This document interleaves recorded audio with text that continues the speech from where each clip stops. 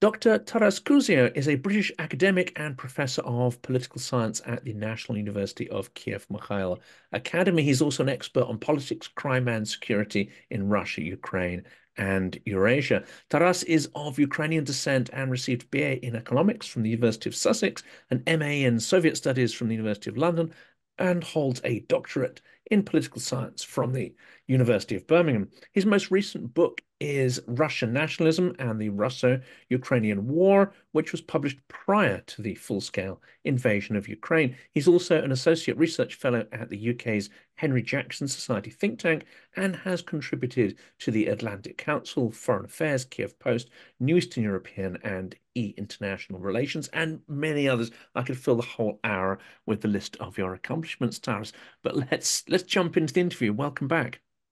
Thank you. Thank you for inviting me. This is a very interesting topic. Well, we are going to focus on the Russian Orthodox Church.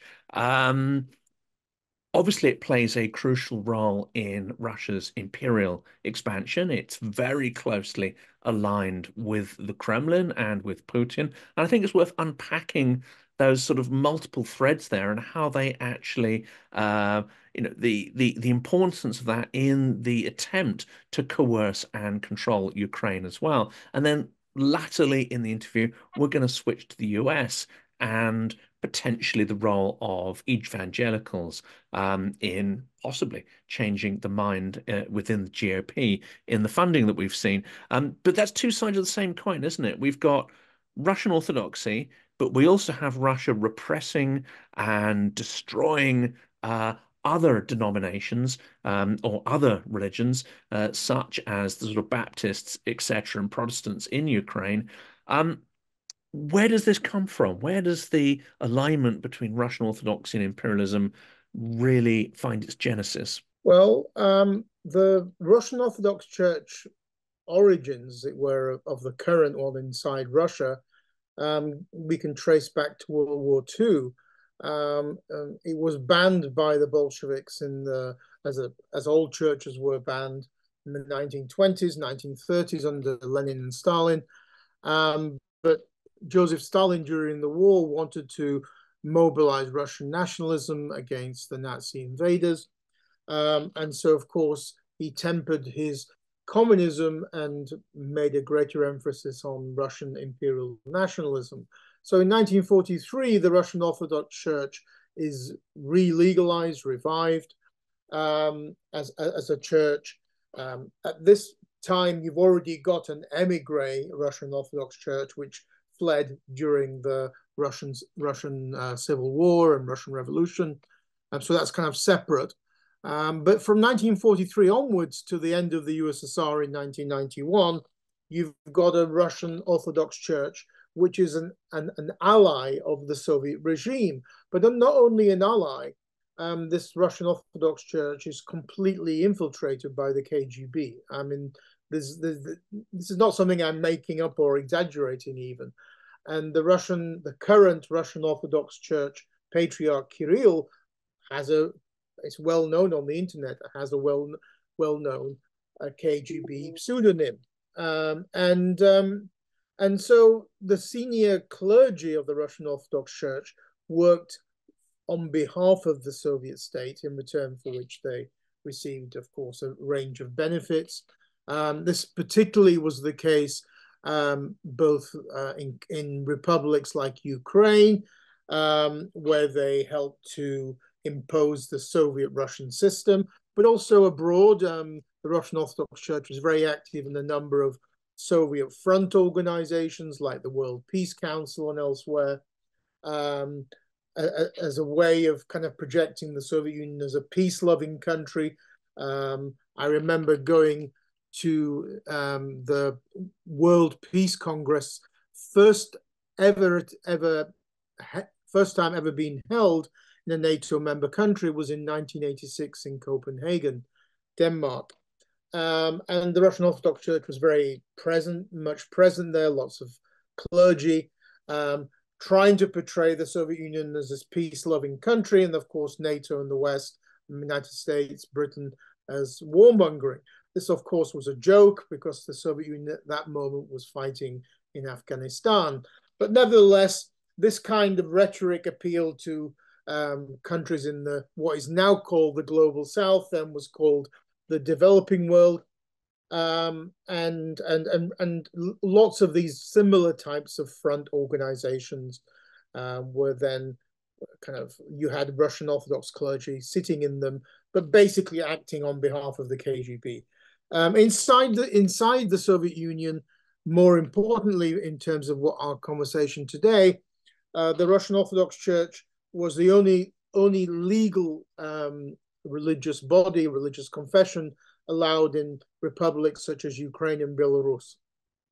And because in Ukraine, the Ukrainian Orthodox Church was destroyed and repressed in the early 1930s. The Ukrainian Greek Catholic Church was repressed in Western Ukraine when it was annexed by the Soviet Union after World War II. And the Russian Orthodox Church took control of all of these Ukrainian parishes and basically helped to impose the Soviet and Russian system on Ukraine. So this is the kind of monopoly of religious life that the Russian Orthodox Church aspires to today in areas of Ukraine where the Russian regime or the Kremlin has come back and is occupying. So Crimea, Donbass in eastern Ukraine, and southeastern Ukraine. What this meant was that quite a huge proportion of Russian Orthodox Church parishes were actually in Ukraine. And in the Soviet Union, this was estimated at anything up to something like 2/3, 3/4. At the time of, in the last sort of decade or so, estimated anything up to 40+% of the total number of Russian Orthodox parishes were based in Ukraine. So this is a huge number of parishes to lose. And so we not only have religious, ideological motives here at play, we also have even financial, because corruption. To put it into context, when Ukraine was awarded autocephaly, which is Orthodox independence from Russia, by the Patriarch of Constantinople in January 2019, Russia de facto loses 40% of its parishes because parishes begin defecting, especially after the full-scale invasion in 2022. That means that the Russian Orthodox Church is no longer the biggest church in the world, biggest Orthodox church in the world. It drops down to second place. Romania becomes the first, the biggest Orthodox church. Of course, that has a tremendous impact in terms of, the ideas of Russia as a great power, Russian influence. Russia always kind of portrayed itself as the leading Orthodox country in the world, even going back to the fall of Constantinople in the sort of 15th century, that Moscow is the third Rome, as it were. We had Rome, then we had Constantinople, then we had Moscow. But the key here is to understand that typically Orthodox churches around the world are linked to a country. So, Greek Orthodox Church, Bulgarian, Serbian. In this case, Stalin recreated or re-legalized the Russian Orthodox Church, not as a Russian Orthodox Church, but as a church for the Eastern Slavs. So it's a pan-Russian church. That means that the Russian Orthodox Church perceives itself as the church of the Ukrainians, Belarusians, and Russians.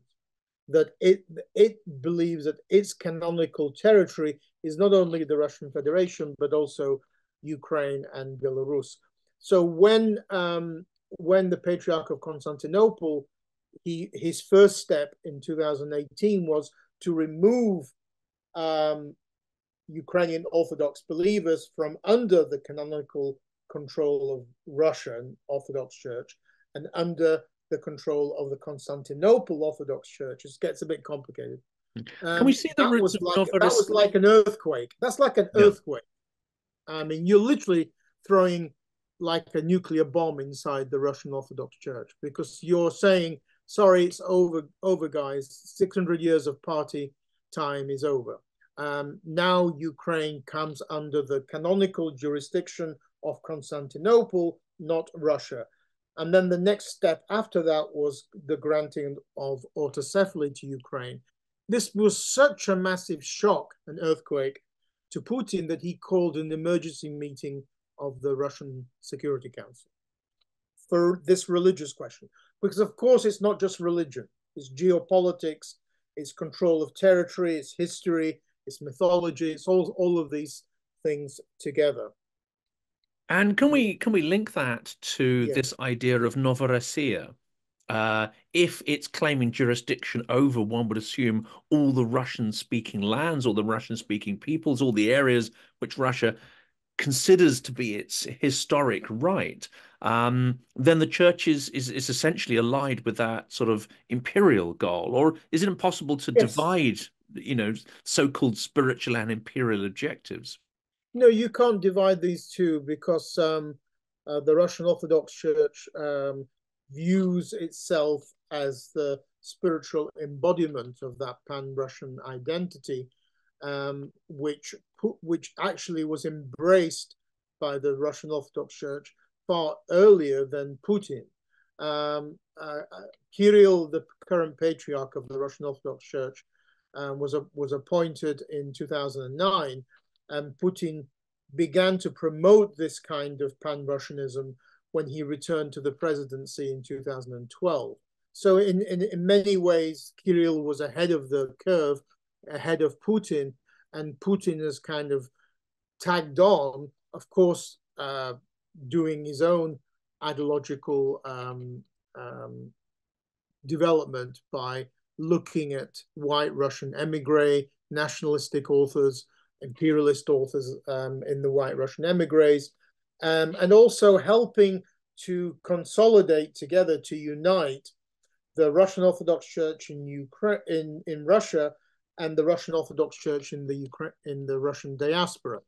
This unity was created in 2007, and what this meant was that the Russian Orthodox Church inside Russia basically was turbocharged on imperialism and nationalism, because you can imagine that if the Russian Orthodox Church inside Russia was nationalistic, well, the emigre one was 100 times worse, because this was basically, emigres tend to be frozen in time, and this was frozen going back to the 20s and 30s, and Russian emigre groups were notorious for their extreme right nationalism, imperialism, anti-Semitism, anti-Westernism. So that came inside Russia, joining up with the two branches of the church joining together. Then Kirill becomes patriarch in 2009.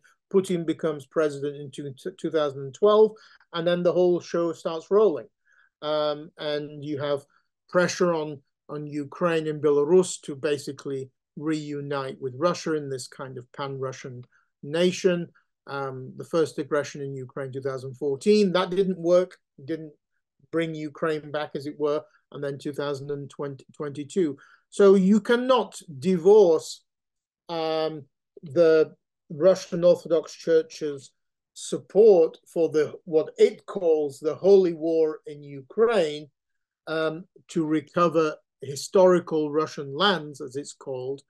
It calls these lands in Ukraine historical Russian lands, just as the Kremlin does, and to return to this mythical pan-Russian nation, which was allegedly born 1,000 years ago in the medieval state of Kyiv Rus, and was only ever kind of broken up by foreign intrigue. I mean, this is a key question.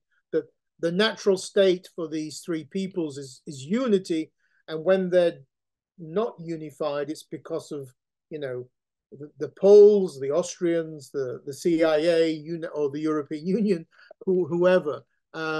And the goal, the ultimate goal, which is not very well, I don't think, quite understood amongst Western experts and policymakers, the goal of the full-scale invasion was to bring this alleged natural state back to life, to bring these three branches of the Russian nation back together. The Belarusians, with the Belarusians, this has already happened under Lukashenko, because after the election fraud of a mass protests of 2020, Putin came to Lukashenko's rescue, suppressed the protesters. Lukashenko is de facto just a Russian puppet. The next country was Ukraine. That's obviously more complicated than Belarus. And but the goal is the same. It's the goal of the Russian Orthodox Church, and the goal of the Kremlin is to reconstitute this pan-Russian nation in this mythical kind of image that they have, which is based on kind of pre-Soviet, late 19th century historical mythology. Yeah. In reality, though, that might be the sort of mythology that the Orthodox Church creates for itself. In reality, what are its actual, let's say, genetic heritage? Is it more to do with how Peter the Great transformed and coerced the church and allied it with the state? Do you have to go back to, Ivan the Terrible and his influence? And then you've got the Stalinist influence. I mean, what are the actual genetic roots of the current makeup of the church? Well, I think that one starting point here to understand is that Orthodox churches tend to be everywhere quite closely associated with the nation state, and they're not as independent of the nation state as is the Catholic Church or Protestant churches. So Orthodox churches tend to like to cozy up and get into bed with state authorities in most countries. In the Russian case, of course, this is an extreme example, going back to, as you say, to Peter the Great, who transformed the Muscovite kingdom into the Russian Empire in 1721. And the Russian Orthodox Church became de facto just one department of the Russian government. And that continued to 1917. And then when Stalin re-legalized the Russian Orthodox Church in 1943, of course, again, in a totalitarian Soviet state, the Russian Orthodox Church was again just a branch of the government or a branch of the KGB, probably more the latter. Under Putin, that's reverted to the same style, that the Russian Orthodox Church has zero independence and is just a branch of the Russian Orthodox Church. You can imagine to what degree there are so many members of the senior ranks of the Russian Orthodox Church clergy who were KGB agents or informers in the Soviet period. Could you imagine the number of files on these people? The compromat, yeah. Compromat that the KGB, now the FSB, has on these people. And it's not going to be difficult to keep these guys in line, especially as you can also bribe them. I mean, they walk around with wearing watches which cost hundreds of thousands of dollars. So I mean, the Russian Orthodox Church has never really been an independent institution of the Soviet state or the Russian state, and that has continued. And if you've got a former KGB officer in charge of Russia, who has access to all of these files on these Soviet files on Russian Orthodox Church clergy, so it's literally a pocket church of the Kremlin, and this is clearly seen in occupied parts of Ukraine, where the Russian Orthodox Church comes in on the back of other institutions from the central Russian government, such as the military, the FSB, the teachers and propagandists sent down there. And the goal is just like it was in, say, West Ukraine after 1945, is to Russify, Sovietize a region and de-Ukrainize it. I mean, this is the same, they're using the same methods as were used in areas of Ukraine occupied after 1945.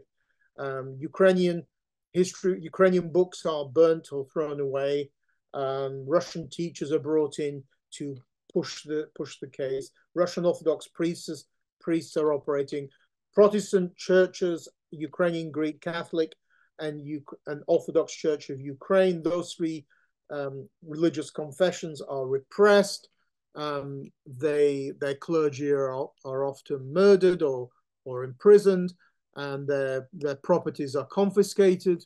I mean, this is nothing different to what the Soviet regime did after 1945. And the Russian Orthodox Church has no qualms, no religious moral issues with helping the Russian government in implementing these policies and in facilitating war crimes. This is so little wonder that when Ukrainian authorities have captured some of these Orthodox priests, they're put in prison because they're actually collaborators with the occupying regime. They're actually helping to facilitate war crimes. Again, this is nothing. Not only do we have the example of West Ukraine with the Soviet implementation of Russification and de-Ukrainization after 1945, but the newly occupied areas of Southeast Ukraine, there the policies are being implemented, which were already made perfect, as it were, in Crimea after 2014, and the Donbass.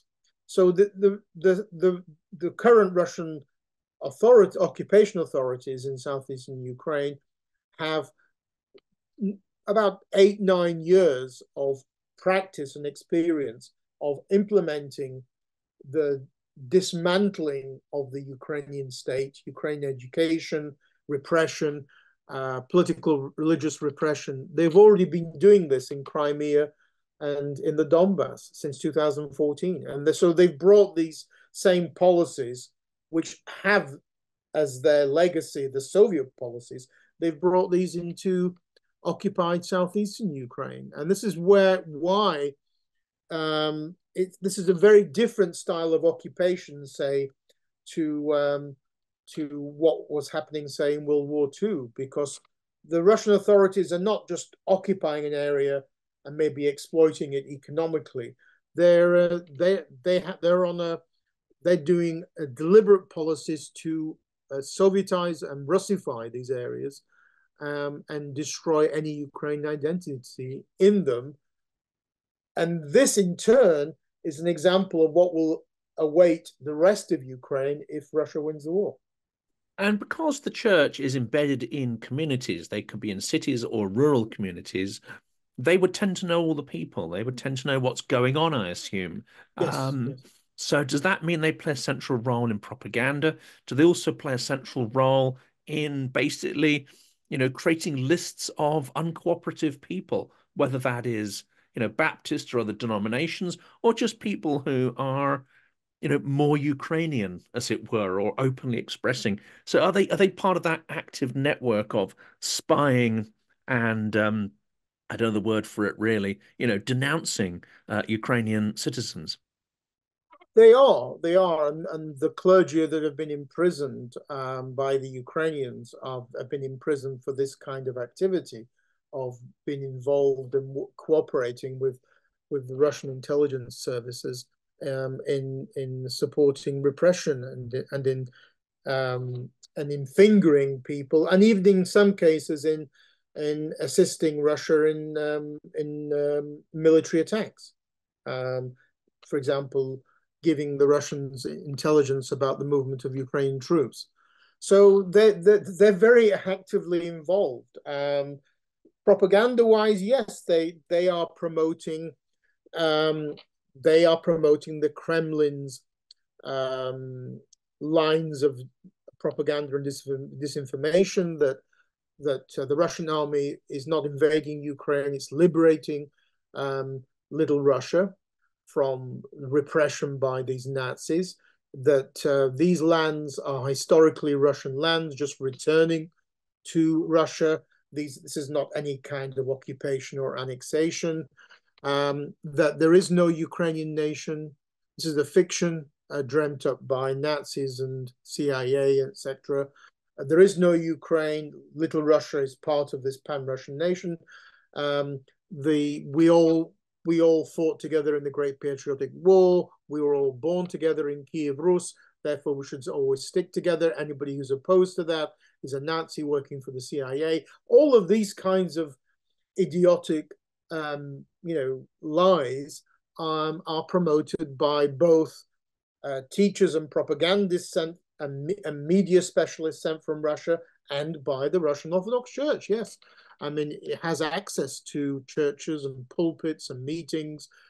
Russian Orthodox priests go around schools, and they're promoting this same Kremlin disinformation line, and chauvinistic and imperialistic to denial of the existence of Ukraine and Ukrainians. And they are targeting young people, young children, some of whom are kidnapped and sent to Russia, some are still in Ukraine or sent to Crimean camps, where they're indoctrinated with this propaganda that there is no Ukraine, that this is all a fiction. You're Russians. You're really Russians. You've been deluded.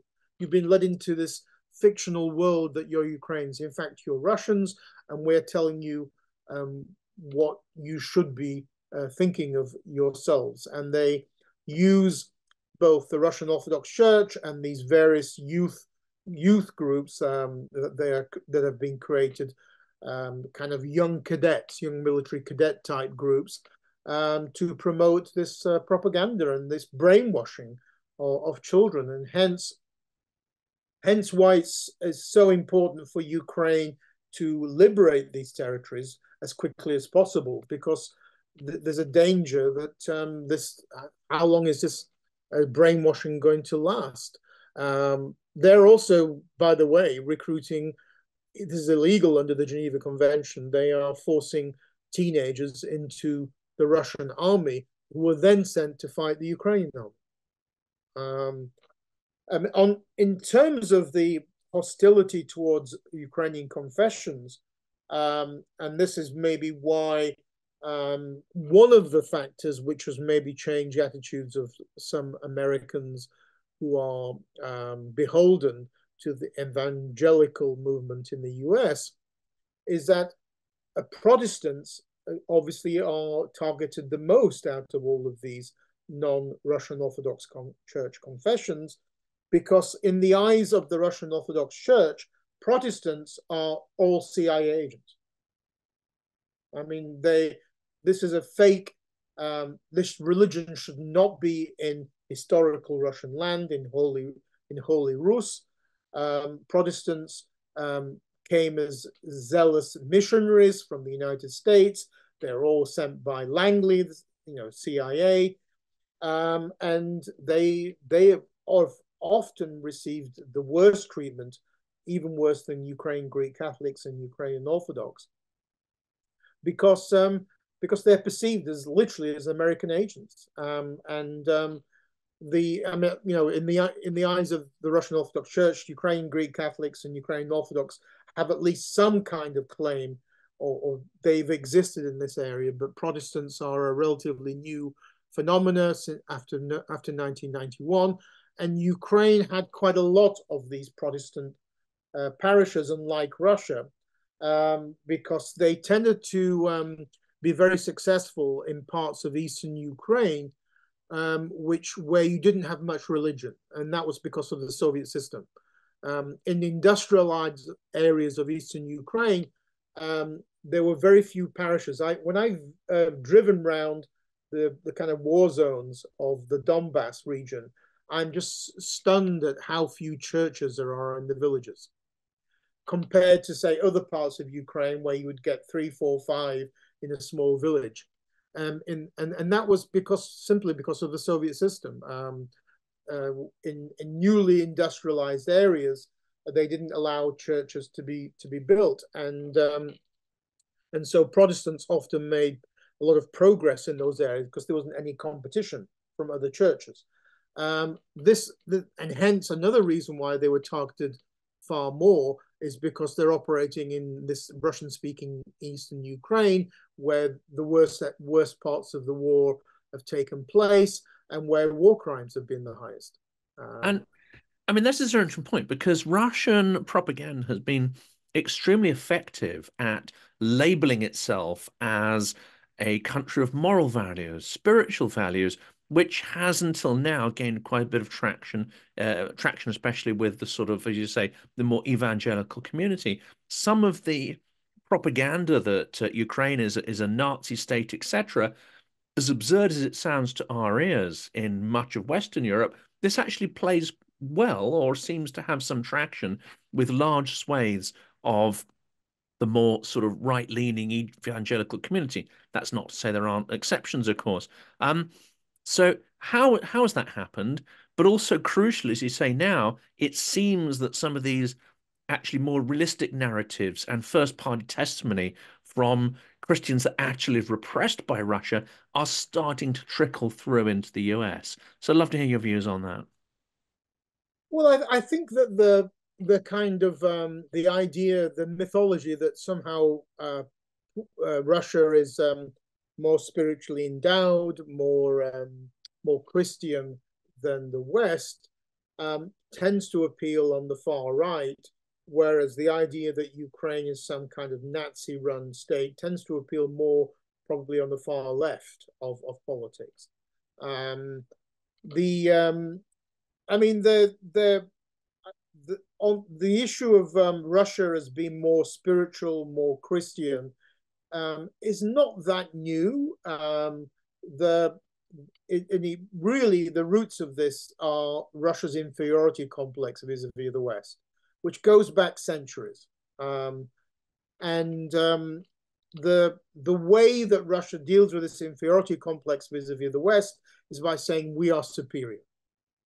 I remember, as a teenager reading Penguin, I think they were Penguin or English language translations of Alexander Solzhenitsyn, when in the sort of 70s, when he was expelled and came out to the West, he went to live in Vermont in the US. Should have counted himself lucky because it's a beautiful part of the US. And he was like portrayed as an icon, as a symbol of dissent and opposition to the Soviet system. And then we all got a bit of a shock when Solzhenitsyn started slagging off and attacking the West. The West is devoid of morals, devoid of spirituality. Russia still has these. And this is Solzhenitsyn in the 70s and 80s. So this is nothing new. Putin's just building on this traditional Russian nationalist trope that somehow Russia's more superior, more spiritual than the West. I mean, it has zero basis in reality. If you look at the various indicators of social indicators in Russia, it's terrible. Life expectancy for men, levels of alcoholism, divorce rates, women being beaten up by their husbands, Which is legal under Russian law and is sorry? promoted by, and it's legal under Russian law and promoted Yes, by it's the legal Orthodox under law. Church. I mean, the idea that somehow Russia's more superior spirituality is simply completely based on myth. But of course, this kind of mythology makes them feel better, and when it has zero truth in it. Putin has promoted this, of course, that somehow Russia is a civilization without borders, that which straight away makes you suspicious that this is an imperialistic project if he doesn't have borders.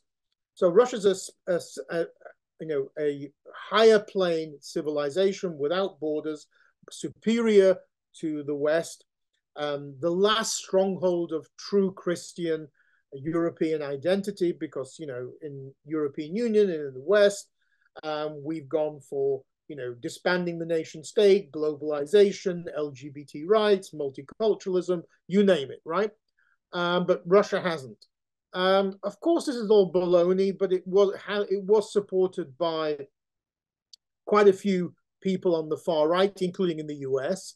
I think this was a bit exaggerated, though, because where the far right was pro-Russian is not everywhere. In some places, far right nationalists are not pro-Russian; they're anti-Russian. Scandinavia, for example, Poland, Italy.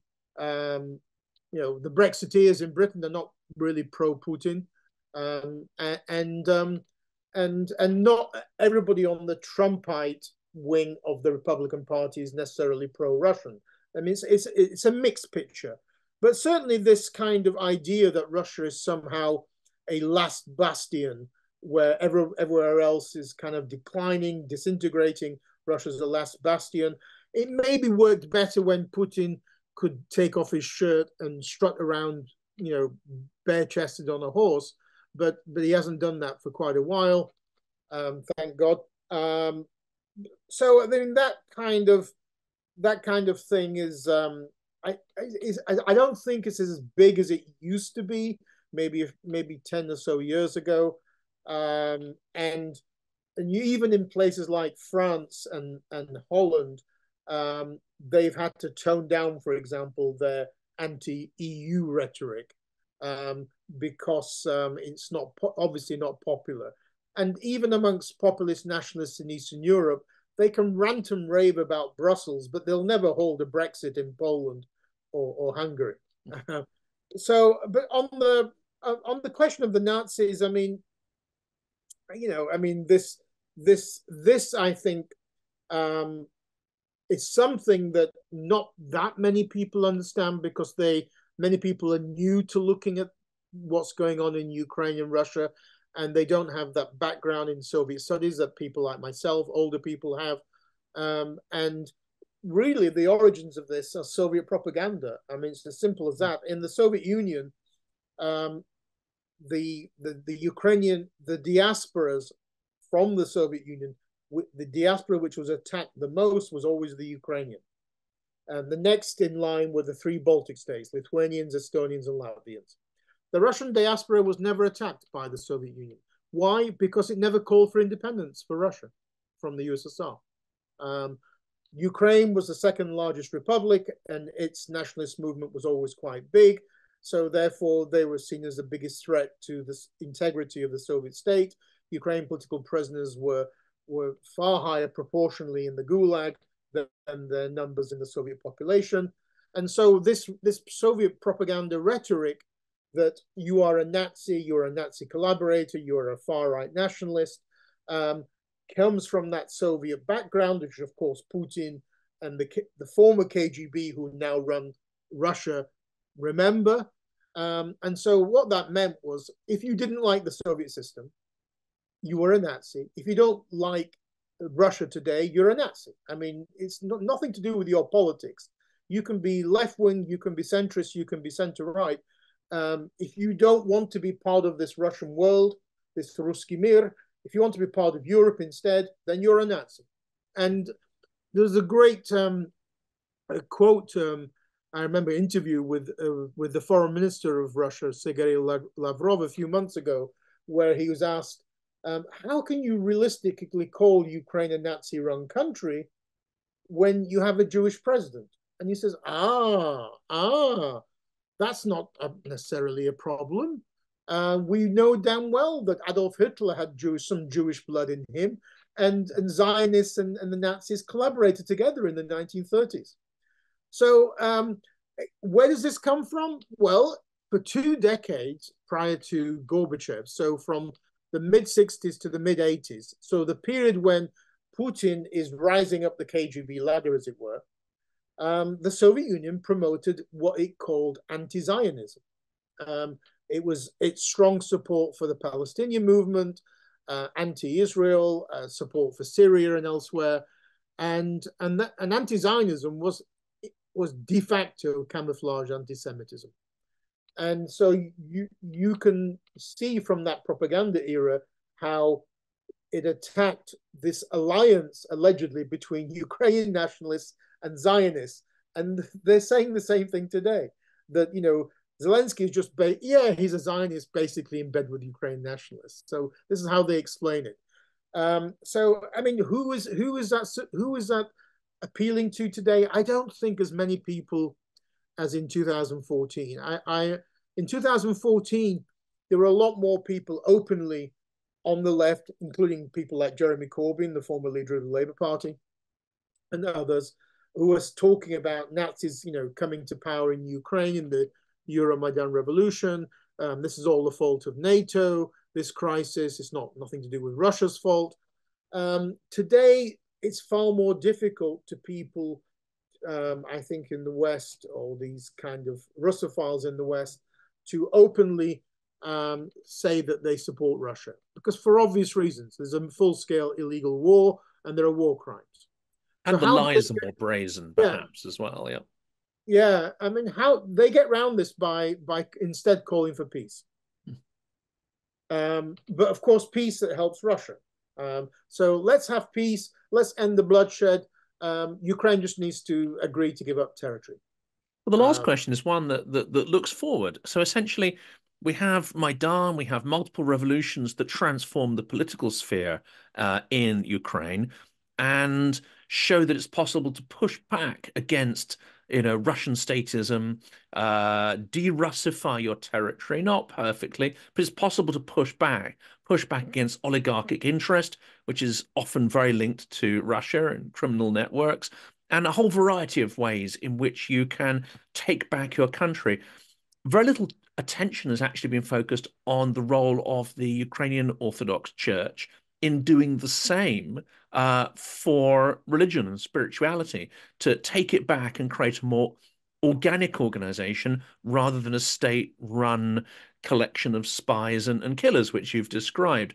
Could you quickly say why the experience of the Ukrainian Orthodox Church could be an interesting template, perhaps, for genuine democratic reform in some future Russia? Well, I think there are a couple of differences between Ukraine and Russia on this religious question. Firstly, it is a multinational country, Russia. There are Buddhists, Muslims, in Russia, as well as Russian Orthodox Church. But clearly, the Russian Orthodox Church is the favored body of the Kremlin, and it's the body in bed with the Kremlin. And Kirill and Putin are close buddies. In Ukraine, you've always had, and this is historically the case, a far more pluralistic religious life, with Ukrainian Greek Catholics tending to be more in the West, Ukrainian Orthodox spread out in the center and in the southeast, and Protestants in the east. So the Orthodox Church of Ukraine, the church created by Constantinople granting autocephaly in 2019, is a very different animal, as it were, a very different body to the Russian Orthodox Church. The Russian Orthodox Church, because of the legacies we've talked about, is xenophobically anti-Western.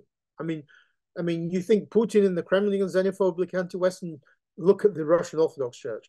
I mean, Patriarch Kirill blessed Russian troops going to Ukraine in the spring of 2022, with one of his excuses being to stop LGBT parades taking place in Kyiv.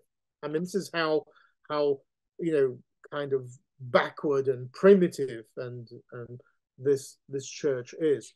The Orthodox Church of Ukraine is, in that sense, very far closer and similar to the Constantinople, Constantinople has tried to adapt itself to the modern world.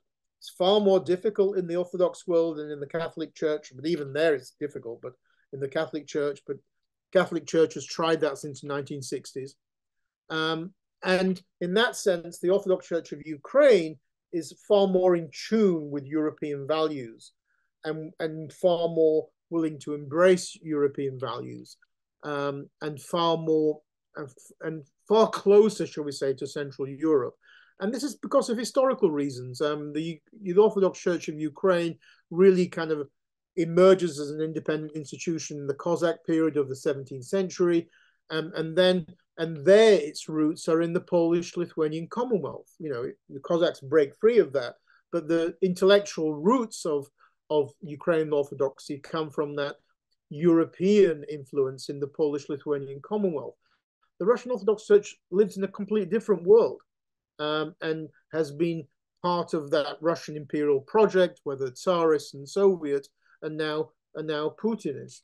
So it's we are talking about two completely different sets of worldviews, and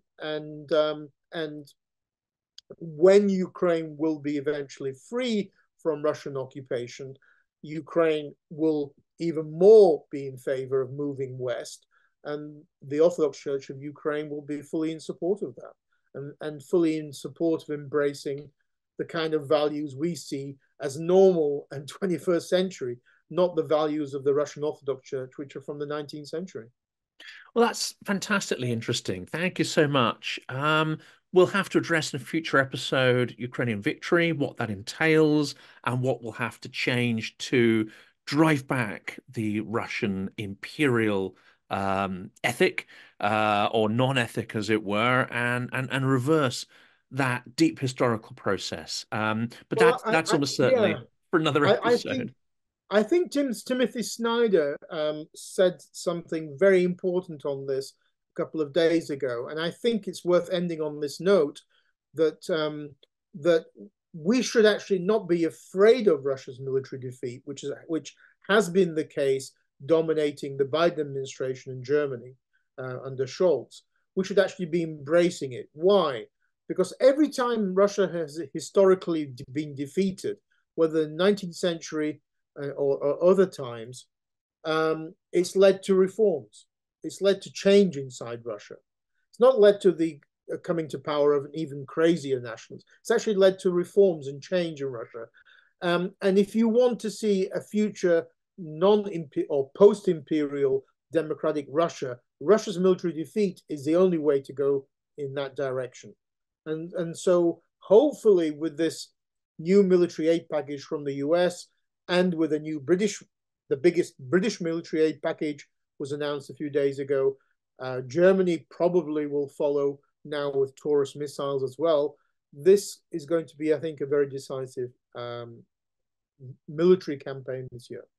An important place to end on, Taras. Thank you. And of course, if Russian Orthodoxy is to reform, that also is contingent on Yes, Russian defeat absolutely, as well. absolutely. Yes, I mean, if the Putinist imperial project collapses from a Russian military defeat, that inevitably impacts upon the Russian Orthodox Church as well.